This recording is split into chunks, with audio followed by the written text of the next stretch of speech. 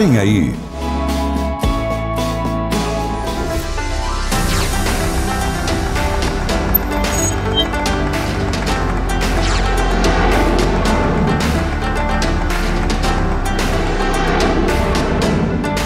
Pod Saúde, com Claudete Troiano. Olá, pessoal! Que alegria estar na internet agora com vocês. É sempre bom começar um novo projeto e hoje eu faço isso. Hoje o nosso primeiro Pod Saúde e vai falar de um órgão muito importante no nosso corpo. Mas antes disso, ninguém faz nada sozinho. Eu quero agradecer toda a equipe aqui da Frame, a você, Hélio Silliman, que já foi meu diretor na TV alguns anos atrás, mas é um querido amigo que me recebeu assim de braços abertos.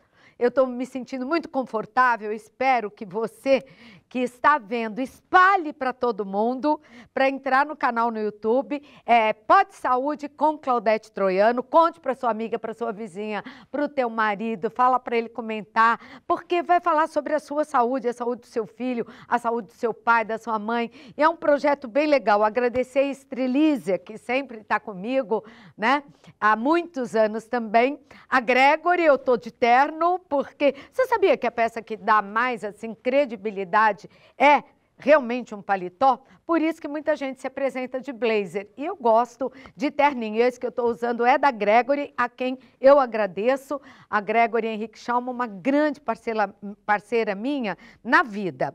E agora nós vamos começar então, porque hoje a gente vai falar de um órgão lindo. O seu formato, a sua cor, as suas batidas. Assunto para poesias, músicas, filmes. Uma fonte inesgotável, suprema do amor, da alegria, da tristeza. Hoje eu vou falar sobre o coração. Além de tudo lindo. Você sabia que o coração é capaz de bombear 7,5 litros de sangue por dia? Pesa em torno de 250 a 350 gramas e se contrai de 60 a 100 vezes por minuto. É um órgão vital. Quando ele para, não existe mais nenhuma função no nosso corpo que continue agindo. As doenças cardiovasculares são as que mais matam no mundo, por isso vale a pena saber. E hoje comigo é uma alegria recebê-la, está a doutora Jaqueline Scholz. Tudo bem, doutora? Obrigada, Cláudia, uma honra estar com você nessa nova empreitada, né? Já esteve comigo em várias, né? Sempre te acompanhando, faz muito tempo. Pode falar? Pode falar. Gazeta, Record, Bandeirantes, SBT, Gazeta de Novo, TV Aparecida e Rede TV. E agora aqui. Ela sabe mais que eu. A doutora Jaqueline é uma grande amiga, se tornou minha amiga, uma excelente cardiologista, com muitas coisas que a gente tem que ressaltar aqui. Primeiro, cardiologista do INCOR, o Instituto do Coração do Hospital das Clínicas de São Paulo, criadora, isso é muito importante, do programa de assistência ao fumante, diretora do programa de tratamento de tabagismo do INCOR, autora de livros, artigos sobre o tabagismo, de um site maravilhoso que é o Deixar de Fumar, é professora livre docente da Faculdade de Medicina da USP, uma baita médica. E ela mesmo diz, e ela tem razão, viu? Para deixar de fumar, ela é medalha de ouro. Eu sou medalha de ouro.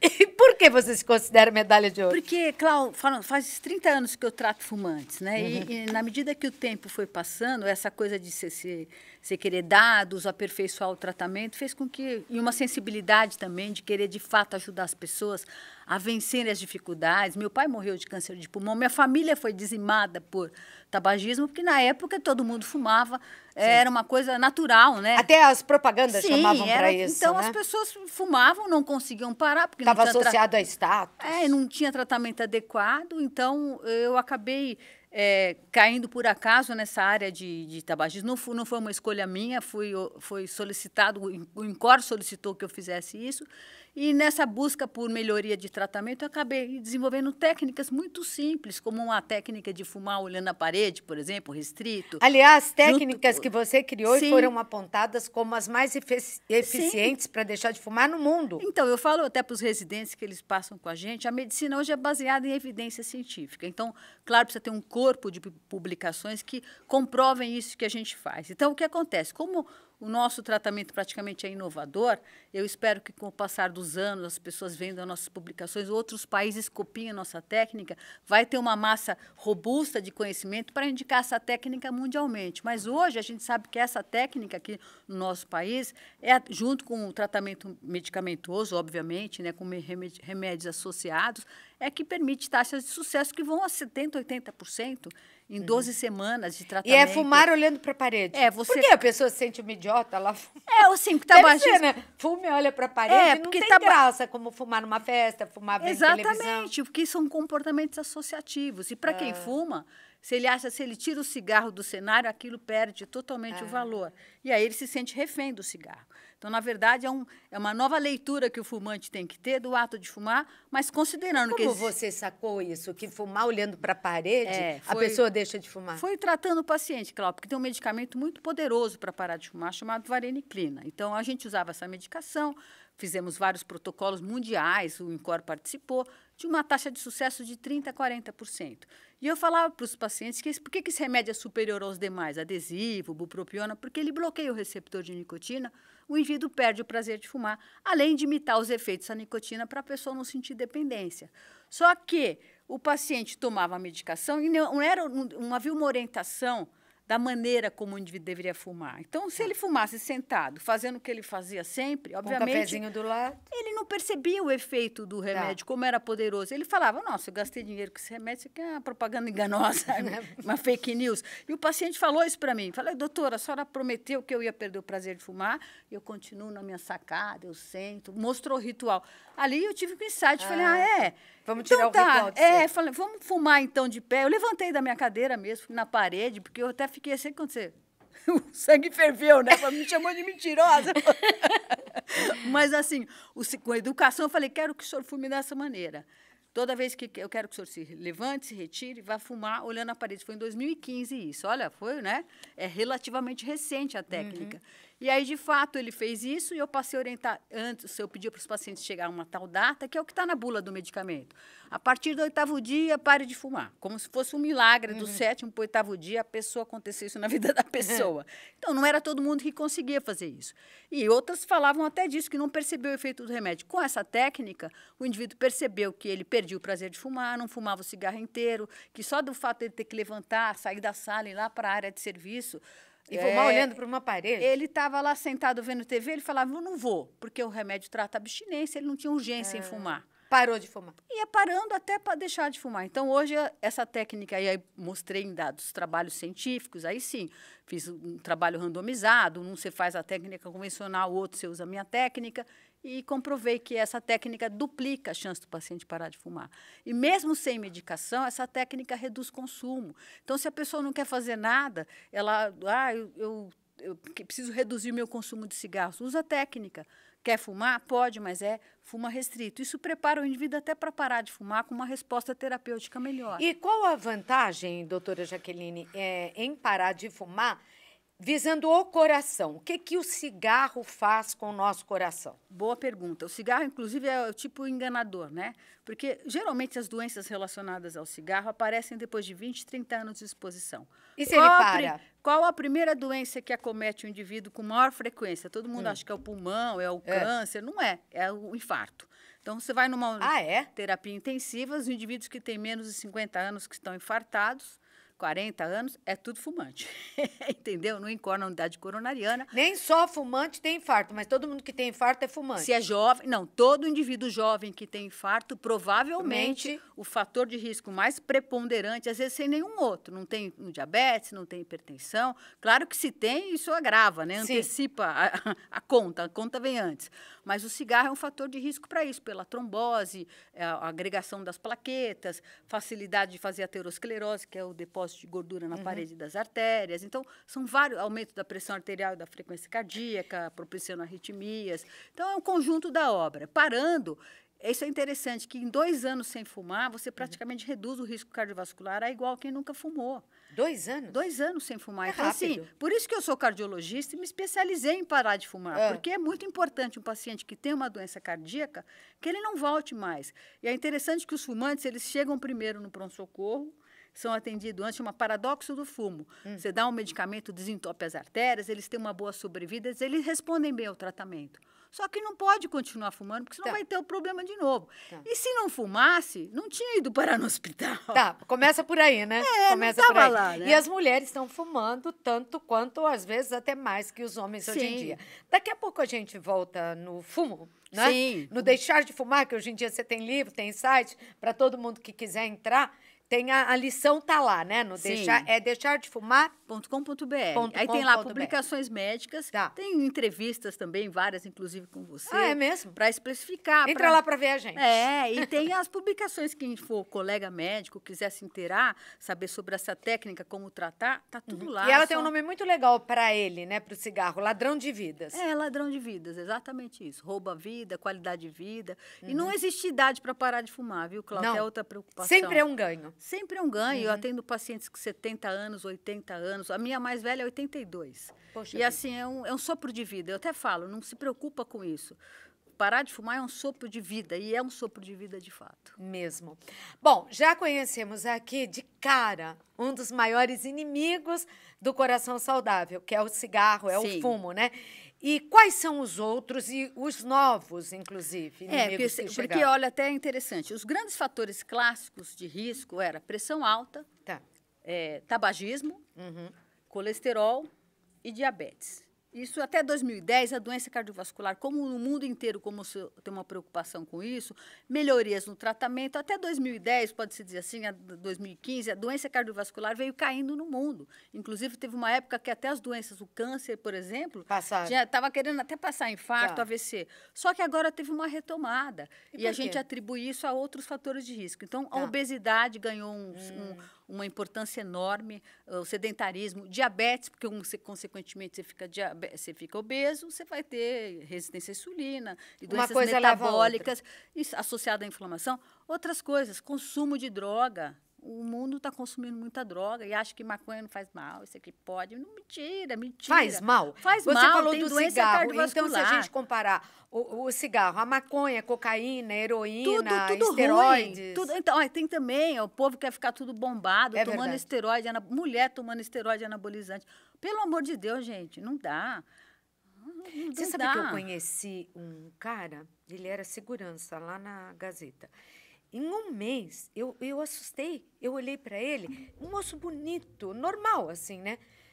Passou um mês, ele estava, assim, muito bombado, mas bombado demais. Eu falei, credo, o que você fez? Não é você, né? Você está tomando bomba? Não, só estou me cuidando, academia, não sei o quê. Mentira. Ele morreu daí um mês. Morre. Teve um fisiculturista famoso, teve internado no INCOR há uns 3, 4 meses. Ele pediu alta porque ele não queria ficar longe dos anabolizantes, até porque também dá um conforto emocional. A pessoa faz crise de abstinência quando baixa a testosterona. Então, impressionante, gente. Cuidado, pelo amor de Deus, cuidado. Esse daí eu poderia chamar de um novo fator de risco. São novos fatores de risco. Isso explica que a gente está vendo corriqueiramente. E a maconha? Quantas pessoas morrem de morte súbita jovem? É uma coisa que antes você tinha relação direta. Uma mulher que estivesse infartando, jovem, geralmente ela era fumante, usava a pílula anticoncepcional associada. Também é perigoso? Também, claro. Ou você tinha hipercolesterolemia, que é o colesterol familiar muito alto, tem-se a história de famílias com morte súbita na família. Você encontrava uma relação. Hoje está perdido, assim, com coisas que você tem que investigar. O uso de anabolizantes, suplementos, fórmulas que você nem sabe o que tem, em busca de emagrecimento, as pessoas se entopem de hormônio tiroidiano. Anfetamina, exatamente. Anfetamina para déficit de atenção, o pessoal prescreve que nem água, sabe? Não é assim. Então, é uma droga. É uma droga, anfetamina é uma droga. É da família da cocaína, da família da nicotina, faz pico dopaminérgico.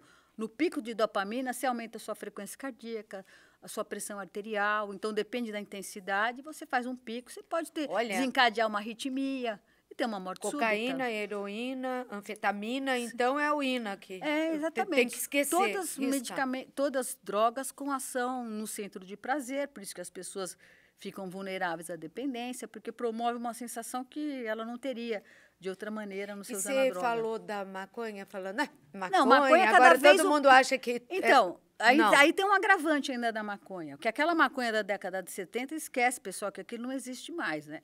Hoje, a quantidade de THC, quando a gente fala maconha, tem que separar. Canabidiol, que é o terapêutico, é de uso, uso médico, farmacológico e medicinal. Tem sido bastante Canabidiol, utilizado. que é cânhamo, maconha sativa, THC. Só que hoje é tudo turbinado e tem droga sintética, droga K. Muita gente que usa o macerado, lá que compra um macerado, está achando que está comprando maconha, a florzinha. Não está, não. Está comprando droga K. E ela tem Só a parte ruim. e ela atua no mesmo receptor de THC, que tem um efeito cardiovascular intenso. Então, nas primeiras 2 horas do consumo de THC, pode ser de maconha com alto teor de THC, você tem aumento de pressão arterial, aumento de frequência cardíaca e risco de evento cardiovascular nas primeiras 2 horas do consumo, quando se usa uma substância com teor de THC Independente elevado. da idade? Independente da idade. Claro que quanto mais você tem o seu sistema cardiovascular danificado, quem é jovem tem essa resistência, né? Então, por isso que cria a falsa ideia. É como um cigarro, de que pode, que aquilo não vai trazer mal, mas com o passar do tempo, e hoje a gente tem muitos usuários, como o cigarro caiu, como assim, caiu de moda, pode-se dizer assim, o cigarro convencional. Tem vindo um outro aí que é o eletrônico, depois a gente conversa disso. Tem que falar sobre ele. Mas hoje você tem muito usuário de maconha que não fuma cigarro convencional.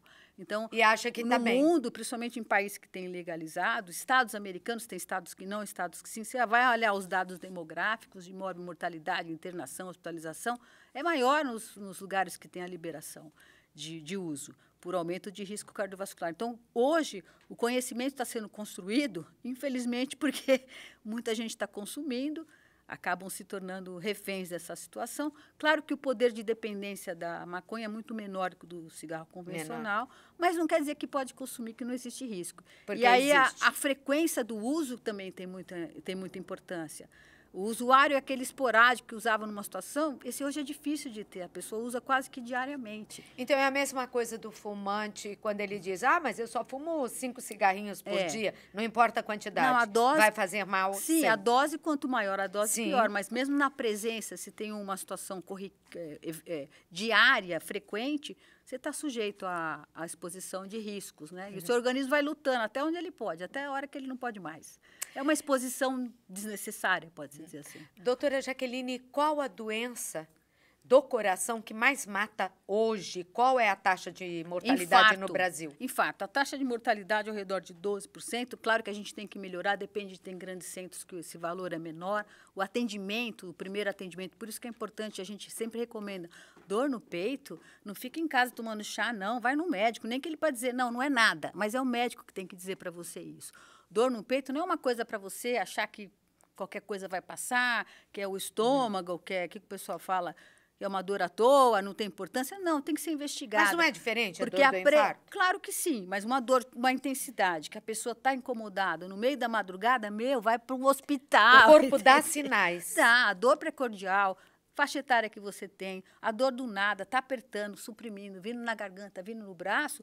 Tem gente que quer, porque não quer sair de casa à tarde, de madrugada, não quer incomodar. Corre para o hospital. Corre no hospital, porque às vezes a precocidade no atendimento tem a ver com a sua sobrevida, qualidade de vida. Se você tem um infarto, você rapidamente é tratado, desobstruiu a artéria, você não tem uma sequela importante, a função cardíaca é preservada, é isso que determina a qualidade de vida. Às vezes você tem um infarto, que nem agora mesmo, vai ter o Congresso Brasileiro de Cardiologia, agora em Brasília, em setembro. E eu recebi avaliei os trabalhos para serem apresentados.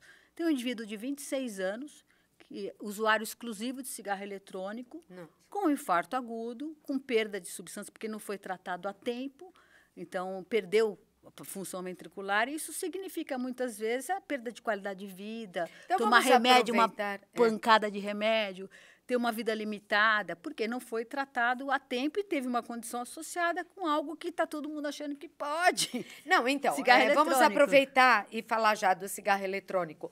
A sua venda é proibida no Brasil, a sua comercialização é proibida. Só que vendem. Então. E os adolescentes estão usando demais, e eu vejo muitas mulheres, até na idade mediana, lá 30, 40, 50 anos, usando cigarro eletrônico, porque acham que ele não é tão nocivo como o cigarro comum. é pior por alguns aspectos, eu diria. Claro que, quando você compara substância a substância, o cigarro eletrônico tem 4.600, esse aqui, o vaporzinho dele, o aerossol, tem 2.000. Ah, então é melhor, mas 2.000, coisa ruim. E o que é pior? O indivíduo usa demais, Cláudia. Então, por exemplo, para fumar um maço de cigarro, a pessoa dá 200, 250 tragadas. A turma do pod, sabe quantas tragadas, em média, eles dão? 600, 800, 1.000. Então, aquela vantagem que parecia vantagem, porque aquela quantidade de substâncias químicas é menor, desaparece na medida que o seu consumo é muito maior desse produto, porque não tem restrição, não impede, você usa a todo momento. O tipo de sal de nicotina, que é o que o produto tem, esses descartáveis, dão uma dependência muito alta, o indivíduo não consegue se privar. Quem fuma, às vezes, fica 2, 3, 4 horas sem fumar por causa de trabalho e tal. Do eletrônico, a pessoa não fica 15 minutos sem usar.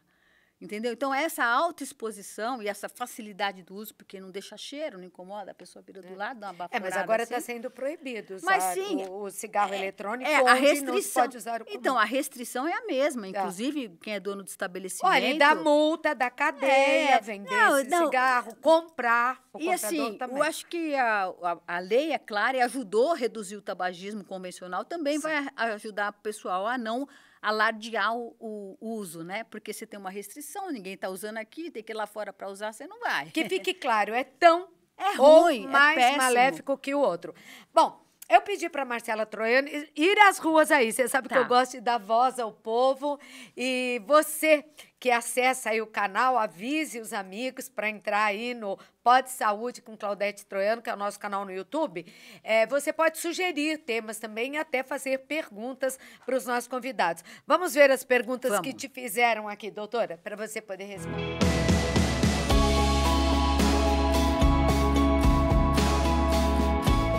Olá, mãe! Olá, doutora Jaqueline Shows. Eu vim até as ruas de São Paulo descobrir se as pessoas têm dúvidas sobre o coração. Vamos ver?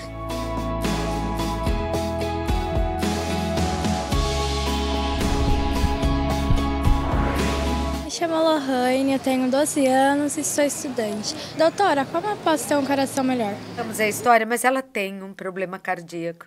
Congênito. De nascença. Congênito. Então, é interessante, eu até falei com a doutora Nana, que é a chefe da cardiopatia infantil, e a grande questão no INCOR é a reabilitação. Começar também, do mesmo jeito que tem programas de reabilitação para indivíduos que tiveram infarto, e começa todo um programa de reabilitação, também na cardiopatia infantil, esse cenário cada vez está ganhando mais importância de o indivíduo fazer uma atividade física que reabilite, possibilite ele reabilite, porque a reabilitação não é só boa para o físico, é boa para o mental, garante confiança. Então, na idade dela, por exemplo, uma natação, a caminhada Sempre, mas no caso dela, como ela tem uma cardiopatia... Com orientação. Com orientação. Ela tem que estar, no início, sendo supervisionada. Inclusive, muitas vezes, os pacientes são até monitorados para que o exercício físico seja feito de uma maneira que é produtiva e não negativa. E, na medida que ele vai ganhando confiança, aquilo também ajuda na recuperação. Fazer atividade de volta tem duas coisas que mudam a vida das pessoas, Claudete, em medicina, em saúde cardiovascular.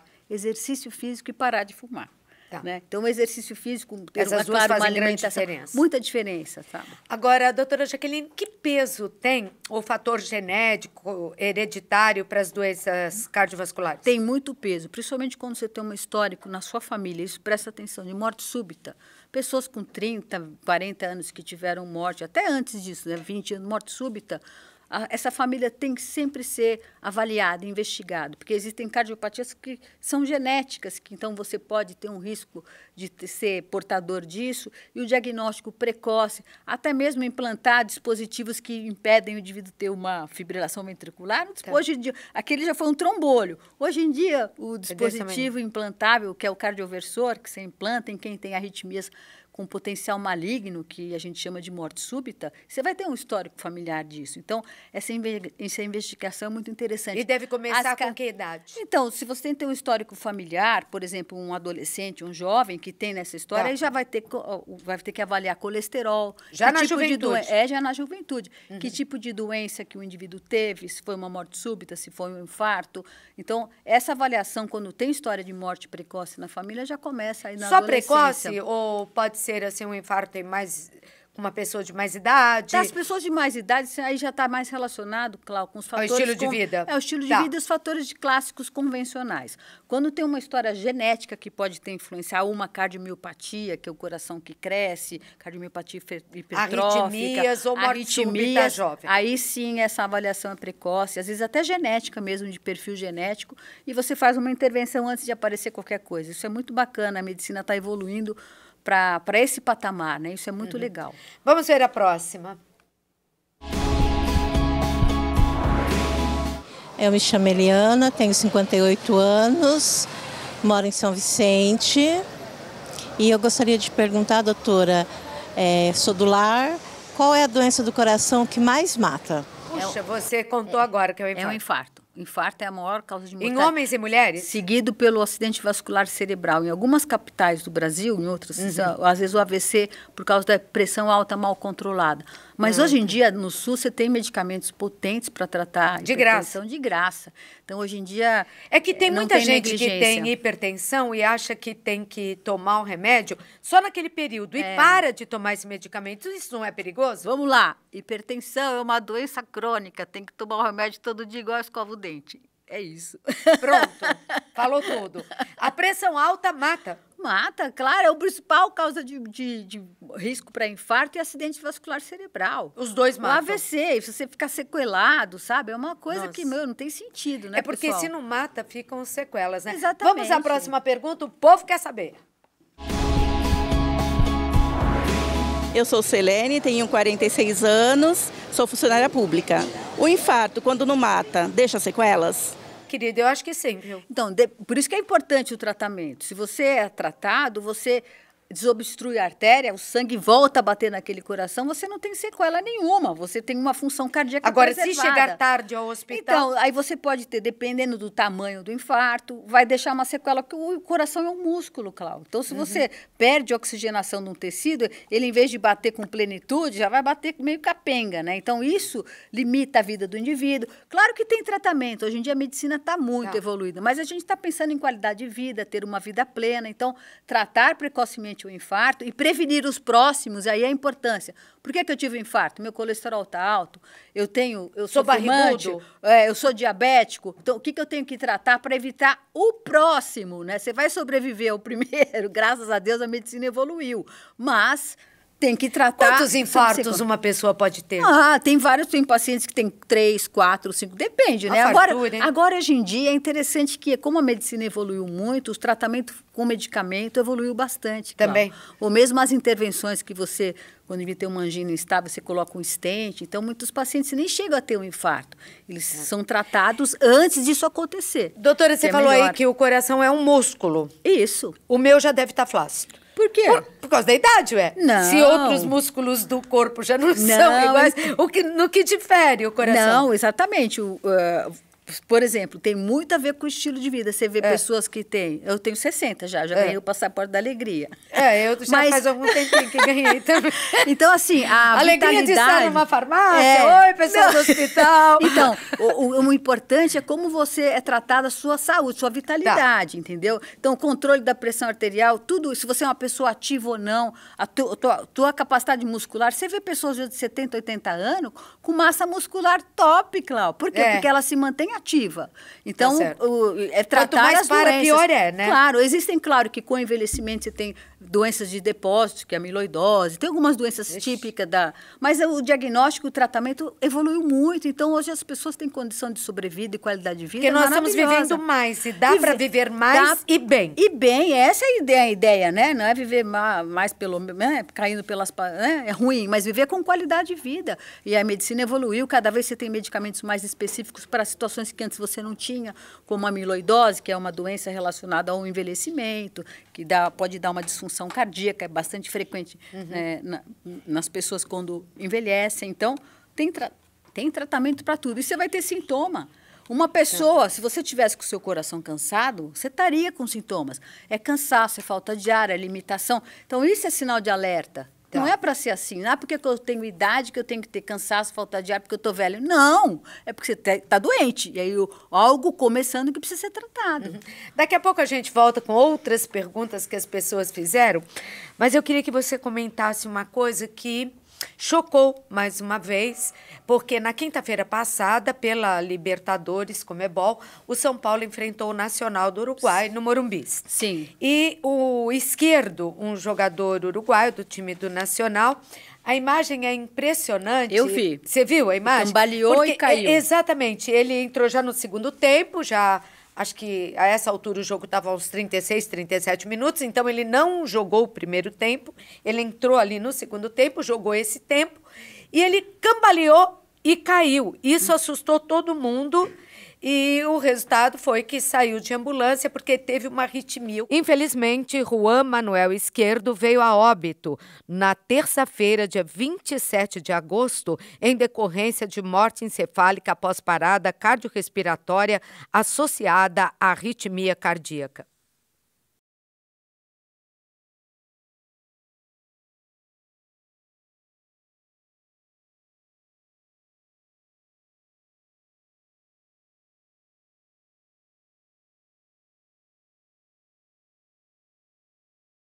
O que é arritmia, doutora? Então, vamos falar. A gente está falando de atletas de alta performance. Hoje o futebol é jogado num altíssimo nível, o indivíduo tem um preparo físico. Então, muitas vezes o indivíduo a esse treinamento, o coração pode sofrer um processo de hipertrofia. Então, por isso que hoje todos esses pacientes já teve histórico no Brasil. Mas eles fazem exames, né? Então, mesmo assim, você pode ter uma cardiomiopatia, um risco, que você está fazendo um esforço físico Mas não aparece intenso. em exame? Aparece em exame. Essas pessoas são checadas. Eu não sei qual que é a lei lá no Uruguai, mas no Brasil aqui, todo mundo é checado. O jogador, principalmente na primeira divisão, passa por check-ups frequentes. Isso. E quando os médicos avaliam que aquela cardiomiopatia, porque o coração pode ter uma hipertrofia. O que é isso? O músculo, que nem o cara que faz exercício no mar, o músculo não cresce. O coração também, quando ele é submetido, os atletas têm hipertrofia cardíaca. Então, quem toma anabolizante pode estar fazendo crescer o coração? Sim. Por isso que a maior causa de mortes em uso de anabolizante é por arritmias cardíacas, insuficiência cardíaca. Músculo, né? É músculo. Então, quando o médico desconfia que aquela hipertrofia pode envolver risco, muitas vezes o jogador é até orientado a fazer um destreinamento para que a hipertrofia regrida. Então, tem toda uma abordagem para isso. Mas o fato é que ele teve uma arritmia cardíaca, você tem que tratar de imediato e provavelmente o que ele está tendo sequelas agora é da hipóxia, que é a falta de oxigenação. É porque ele teve uma parada ao chegar no Hospital Albert Qual o Einstein? problema da parada? Por isso que o indivíduo tem que estar sendo massageado, reanimado.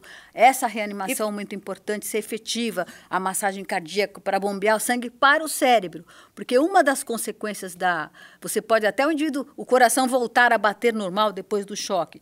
Mas como foi a oxigenação durante o período de parada? Isso é muito importante. Então, quando o cérebro não é bem oxigenado, não recebe a oxigenação adequada, ele pode ter uma isquemia, que é uma falta de sangue global. Aí ele incha, dá uma hipertensão intracraniana. Então, tem todo um processo de recuperação e tudo mais. Então, você poderia orientar quem está em casa?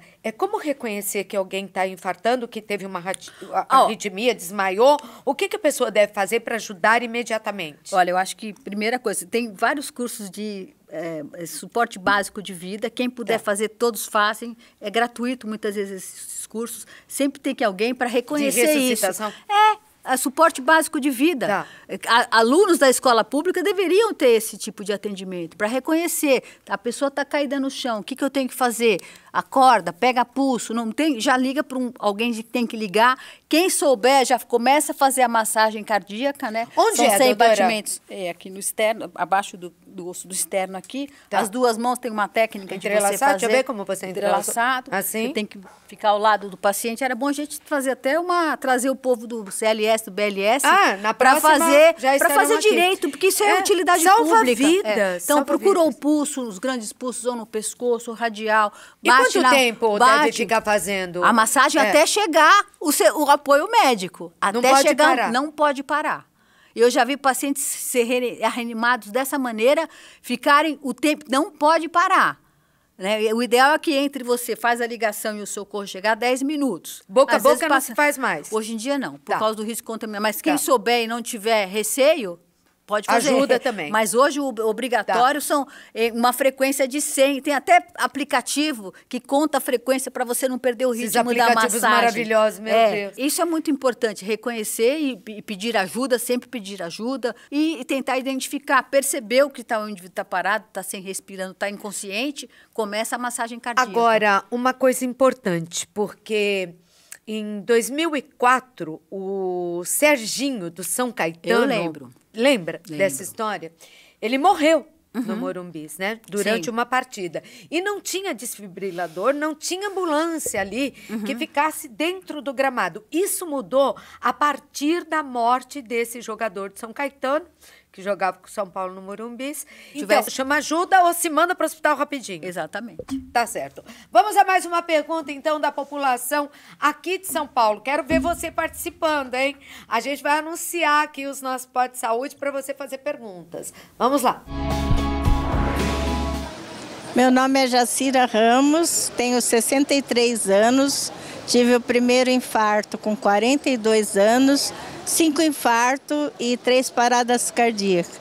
Tenho cirurgia de mamária, safena e tenho uma dúvida se devo continuar sendo mantida no remédio ou não, porque tem coronopatia crônica. Minha nossa, olha lá, tá vendo o que eu falei, ó. Teve com 40... Já está com 73, está tratamento clínico e tá bonitona ali, você viu, bonitona, né? mas 5 infartos. Tem que tomar tudo, não para nada não, que tá ótimo. É isso Continua. Aí. Continua com a medicação. Mas a mulher é mais cuidadosa que o homem. O tratamento clínico isso. É muito importante, Cláudia. O que ela está fazendo? Reduzindo o colesterol. Ó, gente, pelo amor de Deus. Colesterol, tem um monte de gente na internet mandando as pessoas pararem de tomar remédio do colesterol. Isso é crime. Tem que prender as pessoas, que o pessoal quer vender qualquer coisa, Claudete. Troca o meu remédio por suplemento daqui, suplemento. Ninguém mais quer comer comida, é só suplemento, como se fosse a salvação da humanidade. Nunca se morreu tanto por doença cardiovascular com essa papagaiada, dessa besteirada aí que estão fazendo. Pelo amor de Deus. Mentira. É mentira. O LDL das pessoas tem metas de colesterol. O LDL é meta, depende do caso. Que nem o dela, o LDL é 50. Para ter LDL baixo, que é o colesterol ruim, é só na base da medicação, não tem como. As pessoas vivem muito... Sabe quantos anos tem estatina no mercado? Tem uns 30 anos que eu trato fumante, tem 30 anos que tem estatina no mercado. É o remédio mais bem estudado e seguro. Para diminuir o colesterol. Um médico mandando o paciente suspender... estatina, denuncia ele no CRM, se é que ele está com o CRM já não está suspenso. Tem muito médico que não é médico mais, mas está aí falando besteirada na televisão, na internet, aliás. Então, assim, a meta do colesterol. Se você tem só diabetes e fator de risco, seu LDL tem que ter 70. Como é que você vai manter isso sem medicação? Não tem como. Não porque consegue. O que está na placa é LDL. Nem com água de berinjela, né? Pode usar água de berinjela junto com a estatina. Não tem problema. Então, é isso. Se você não tem fator de risco, o LDL pode até ser 130. Se você tem algum fator de risco, colesterol até 100. alto mata? Com certeza.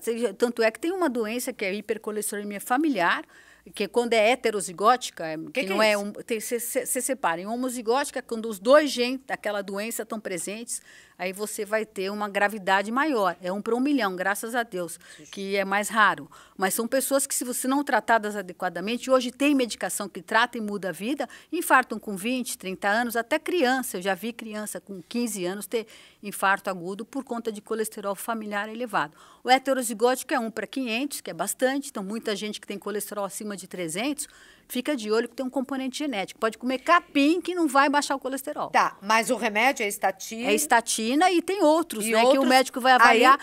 Hoje tem até uma medicação que é injetável, Cláudia. Você usa a cada 6 meses. Por isso que eu falo, a medicina evoluiu muito. Então, tem coisas excelentes para dar sobrevida, que nem ela infartou com 40, ela está bem tratada lá, está com 73 já. E está bem. Isso aí. Vamos ver a próxima. Tem mais uma, né, Elinho? Boa tarde, doutora. Meu nome é Vani, eu tenho 60 anos, eu fiz uma cirurgia aqui na Incor do coração, retirei um mixoma. Eu gostaria de saber se pode voltar esse mixoma no coração de novo. É uma doença rara, que ela está lá no Incor. Mixoma é um tumor que dá no coração. Mixoma nos átrios. Não vai me dizer que tumor também dá no coração. É raro, graças a Deus é raro. Mas opera, cura, vai de boa. Muito bem. Mudou o que na cirurgia cardíaca? Mudou muita coisa, os procedimentos. Hoje tem muitos procedimentos hoje que não são minimamente invasivos, que faz através de cateterismo, não se opera mais o coração.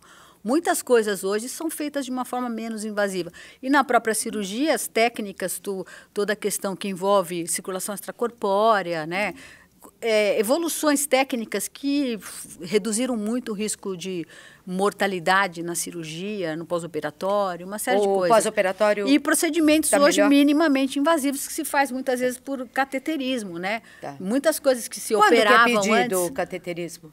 E para que ele serve? O cateterismo para várias coisas. Entre uma das coisas é diagnóstico, confirmação de doenças que nem ela falou. Tenho doença crônica, as artérias entupidas crônicas.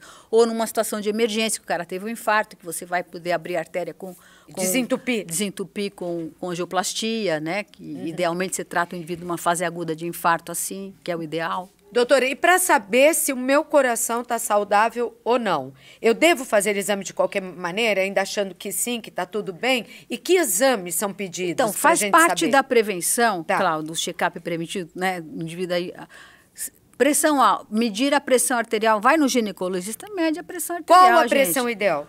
12/8. Abaixo disso. Tá bom. Tá? E 12/8 disso para baixo.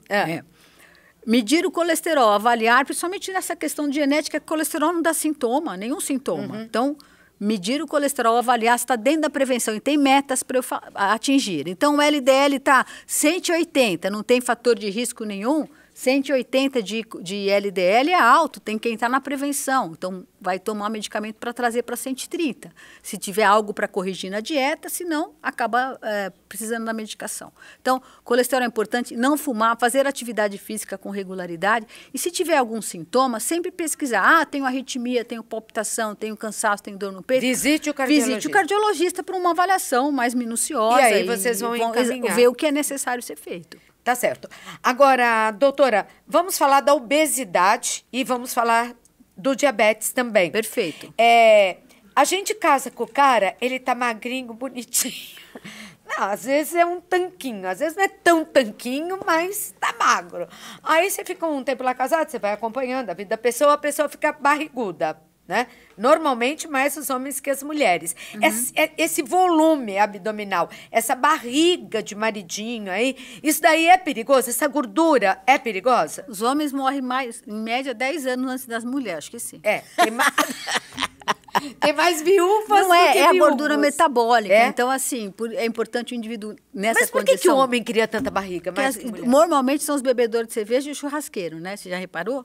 Picanha de cerveja? Eu acho que sim. Tipo de vida. E não fazer exercício físico, né, Cláudia? Acho que a grande questão hoje em dia é você ser sedentário. A gente gastava energia antigamente para viver, para lavar roupa, né? Para poder viver, manter uma casa limpa. Até para abrir o vidro do carro. Abrir o vidro do carro. Hoje em dia, não. Então, se você não compensar esse gasto calórico, e assim, a oferta de comida é muito grande, de alimentos altamente calóricos, então o indivíduo tem que ter uma disciplina alimentar muito rigorosa para evitar que a barriga cresça e ter uma disciplina de fazer atividade física muito rigorosa. Então, acho que essas coisas têm que estar no foco, porque tratar a obesidade com canetinha, isso que a indústria quer que você faça, a indústria farmacêutica. Quer dizer, com mas injeção. Isso não é. É perigosa, não é? Não é que é perigosa, não é segura, medicamento é seguro, mas assim, o meu ponto de crítica é assim, se for ver a população brasileira, metade já está com sobrepeso ou obesidade. Sim. Então, isso é uma política pública, vamos dar caneta para todo mundo emagrecer, isso não é uma política pública. Mas, assim, se preocupar, incentivar a atividade física, oferecer alimentos menos calóricos e com mais valor de qualidade, nutricional. Então, tem que ser barato esse alimento, o outro tem que ser caro, o refrigerante, salgadinho, biscoito recheado, sabe essas coisas? Tem que ter um preço exorbitante para que incentive o consumo de coisas que facilitam com que a gente não engorde, né? Tem uma alimentação mais saudável e a atividade física, até no cotidiano, tem que ser incentivado. Vamos limpar a casa de novo, gente. É difícil, é ruim, mas é um exercício. Varrer chão, limpar... Claro que vale. É? Se você pega no passado as atividades calóricas, o gasto calórico que isso implementa, subir escada, coisa simples. Mora no segundo, terceiro andar, vai de escada. Desce 2, 3 pontos de ônibus antes. Eu sei que as pessoas na cidade grande têm uma vida ruim já, o tempo apertado, mas são coisas que talvez se incorporem na vida. Que pode estar salvando a sua vida. Que pode modificar Agora, isso. doutora, qual é o risco de um barriga de cerveja e de picanha ter um infarto quando ele resolve jogar bola só no final de semana, sair correndo porque, eu vou me meter numa atividade física, Então, vou esse correr. indivíduo precisa fazer uma avaliação antes, exatamente para avaliar. Você está seguro para perigoso? fazer isso? Pode ser perigoso? Pode ser perigoso, porque ele está num território desconhecido, né? Então, se você tem uma resistência à insulina, está diabético, não está. Às vezes essas doenças não dão sintoma. Ou se dão, são muito sutis, a pessoa não percebe no dia a dia. Eu já vi diabético, já fiz diagnóstico de você estar diabético, sabe com o quê? Alteração visual. O indivíduo ia no oftalmologista, não conseguia acertar o óculos, a glicemia estava a 300, 400. Não tem óculos que vai acertar ali, entendeu? Então, são coisas sutis. Às vezes pode ter aquela coisa de beber água, urinar muito, mas às vezes a pessoa não percebe isso no cotidiano dela. Então, tem que fazer uma avaliação. Quer fazer atividade física, o indivíduo homem está numa faixa, meia-idade, está numa faixa etária de risco, tem que fazer um check-up antes, para fazer a coisa com segurança. Porque sair correndo atrás do prejuízo é ruim, né? Muito ruim. Agora, outra coisa que é importante demais, a fé ajuda? Ô, Cláudia, tem uma situação interessante em medicina que eu não sei explicar, mas muitos colegas que foram médicos já viram isso com frequência. Às vezes a gente já vê, claro que a fé ajuda em tudo. Você ser uma pessoa de fé, de crença, querer viver, isso faz com que você viva. Se você se despediu da vida, é interessante que a gente já vê pacientes, às vezes, em situações críticas muito graves, e às vezes eu falo para a família, já veio todo mundo visitar? Eu não vou porque eu não quero ver fulano assim, vá lá e se despeça da sua família. É impressionante, Claudete, a família vai lá e se despede, aquele indivíduo depois faz a passagem dele. Eu já vi inúmeras vezes isso acontecer. O indivíduo, ele não tem condição de vida, mas está lá sobrevivendo porque os aparelhos, a UTI, faz com que prolongue a vida, mas a gente sabe que, do ponto de vista técnico, aquela doença, aquela situação é incompatível com a perspectiva de vida. Então, eu já vi muitas vezes isso acontecer na medida que a família vem, que alguns não querem ver, né? Mas é um egoísmo. Mas a pessoa precisa se despedir. Tá. O filho, a filha, quem quer que seja. Então, sempre não tenha medo de se despedir, porque a morte é uma coisa natural da nossa vida. É a única verdade absoluta que acontecerá comigo, com você, com qualquer pessoa. Então, a gente tem que também estar preparado por isso. E você se despedir de alguém, fazer uma passagem adequada, isso é maravilhoso. Também, como eu já vi pessoas que tinham um prognóstico, muitas vezes a medicina falava como é que essa pessoa vai sobreviver. Ela sobreviveria. Sabe por quê? Porque às vezes ela é um filho que tem uma necessidade especial e aquela pessoa depende dela. Tem uma força superior que a gente é muitas vezes inexplicado, mas aquela pessoa sobrevive, sai daquela situação crítica, onde a medicina muitas vezes fica até falar, nossa, como isso aconteceu? Então, eu já vi essas duas situações com muita frequência. Então, a fé, eu acho que a espiritualidade das pessoas, esse relacionamento afetivo é muito importante. Talvez esteja em outra dimensão que a gente nem imagina. Tenhamos que aprender muito ainda. Com certeza. Ainda bem, né? Vamos ficar por aqui para aprender um pouco mais. E para a gente fechar aqui esse nosso bate-papo, nós falamos sobre os vários inimigos do coração, não falamos sobre o diabetes, vamos falar sobre ele. Isso. Né? Qual seria o seu recado para quem tem diabetes? Acho que tem que procurar um controle. Hoje em dia tem medicamentos muito fantásticos também, viu, Cláudia? Bons também. Excelente. E a rede pública também está incorporando isso no SUS. É importante que o indivíduo faça use a medicação com regularidade. Tem as metas de hemoglobina glicada, não é só glicemia de jejum, é hemoglobina glicada. Conheça como é o bom controle da doença. E assim, de novo, é o que come e atividade física. Vou bater nessa tecla sempre. Claro que pode-se usar as canetinhas também, são maravilhosas, a medicina evoluiu muito, mas assim, não fique refém disso, não fazendo a sua parte. Eu acho que você tem que fazer a sua parte e usar essas estratégias terapêuticas que estão disponíveis quando você está fazendo a sua parte e não está dando certo. Agora, não fazer a sua parte e querer só fazer disso, não dá para viver assim. A medicina em saúde pública tem todo um custo, é complicado, você não pode oferecer isso para todo mundo. Então, vamos prevenir, vamos tratar de uma maneira melhor, comendo bem, fazendo atividade física, tendo um bom relacionamento com as pessoas, isso é importante também. E aproveitando o que o SUS, o Sistema Único de Saúde, nos oferece, por exemplo, os remédios que são de graça para cuidar da sua pressão arterial, que é muito importante. Voltando lá para o seu site, deixe a sua mensagem, então. Primeiro me diga por que a pessoa fuma e a pessoa pode deixar de fumar. A pessoa fuma porque a nicotina é uma droga maravilhosa, né? Ela fuma, calma, resolve o problema, tá triste, fuma, ai, ameniza o problema. Então, é uma bengala do ponto de vista emocional complicada. Mas tem tratamento, gente. Não precisa ficar refém dessa situação. Se liberte, porque também é uma prisão, né? Então, se libertar do parar de fumar sem sofrer, com técnica adequada, esse é o nosso lema. Isso aí. Bom, eu queria que você deixasse um recado ainda para as mães, não é? Criança também tem problema cardíaco. Sim. Como reconhecer e o que fazer, doutora? Muito importante que o bebê, ao nascer, ele seja bem examinado pelos pediatras, né? Esse exame é muito importante, aquele exame que o pediatra faz assim que o bebê nasce, auscultar sopro, presença, e a mãe no acompanhamento com o pediatra, que se faz o acompanhamento, ganho de peso, cansaço para mamar, tudo assim, então, o bebê se cansa, fica arroxeado, são sinais de alertas que envolvem a necessidade de uma avaliação cardiológica, e volta no médico e conta essa história. O bebê cansa para mamar, fica arroxeado ao mamar, quando vai chorar fica arroxeado, são sintomas que muitas vezes indicam a presença de uma cardiopatia e que merece toda a avaliação e investigação. E pode acontecer independente de herança? Sim, pode acontecer. Genética. Sim, com certeza. Pode ser uma situação que pai e mãe saudável, que acontece especificamente com uma cardiopatia congênita, né? Com aquela criança, com aquela situação específica. Tem, às vezes, que estão associadas com outras síndromes genéticas, mas quando não, a pessoa pode só ter aquela malformação cardíaca, cardiopatia, que merece, mas vai dar sintoma, Cláudia. É interessante isso, que se não faz o diagnóstico, muitas vezes, ainda na fase de neonatologia, neonatal, muitas vezes na sequência da avaliação aquele problema vai se agravando, né, e vai aparecendo. Então, cansaço, mudança da cor, o bebê chora, fica cianótico, roxinho, que a gente chama, são sintomas de... Não ganha peso, né? Sinais.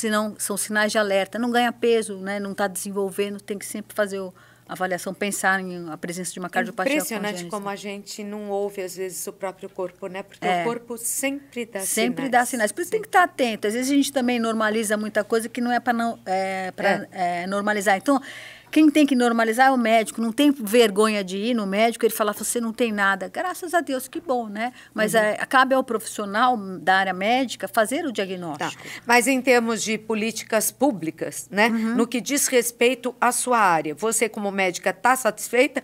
O que falta o Brasil fazer pelo seu povo? Assim, o Sistema Único de Saúde é bom, é abrangente, mas precisa de investimento, Cláudia. Então, muitas vezes, você tem lugar que você tem acesso, tem outros que não. Então, você está num grande centro, no INCOR, ele oferece tudo, mas quem que está lá? Quantas pessoas que queriam ter um INCOR na vida e não olha estão? O tamanho desse Brasil. Então, assim, acho que a acessibilidade, parar com essa roubalheira, e continua, né? Uma roubalheira sem fim, uma cara de pau, de você ter... Como é que vai gastar dinheiro com umas outras coisas se você tem uma saúde tão... As pessoas demoram tempo, anos para ser... Tem as filas da cirurgia cardíaca. Já demora 1 ano, 2 anos. Então, a pessoa morre na fila. Então, assim, precisa melhorar muito. A gente tem orgulho do SUS, claro que sim, mas ele precisa ser aperfeiçoado, tem investimento, acesso tem gestão, a todos, né? Acesso de verdade. A fila tem que ser corrida, sabe? Uma pessoa a pessoa quer marcar, ela consegue marcar, sabe? Uma pessoa que não toma remédio porque não tem dinheiro para comprar aquele remédio, ou deveria comprar 2 caixas, fala, mas não vai dar, vou comprar só uma. Quando der, se der, eu compro a outra.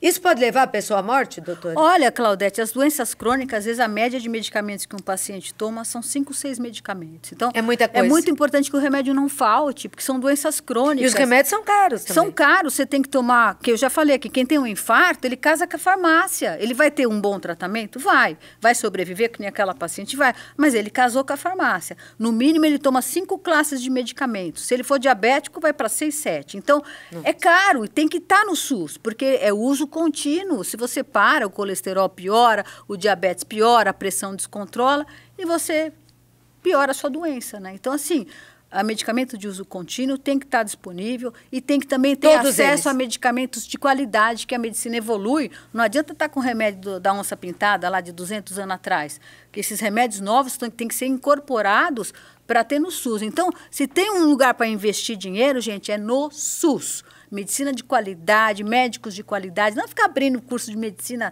toda esquina, isso é uma vergonha.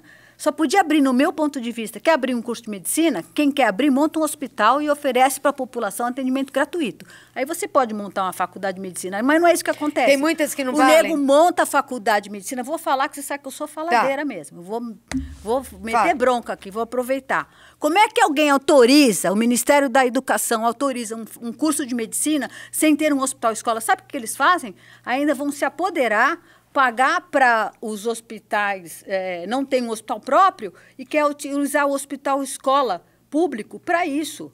Está errado, está faltando leito, está faltando assistência. Monte um hospital, monte o seu hospital e monte sua faculdade de medicina, contrate professores, médicos adequados para formar médico de verdade. E não o que está saindo por aí. Falei. E disse.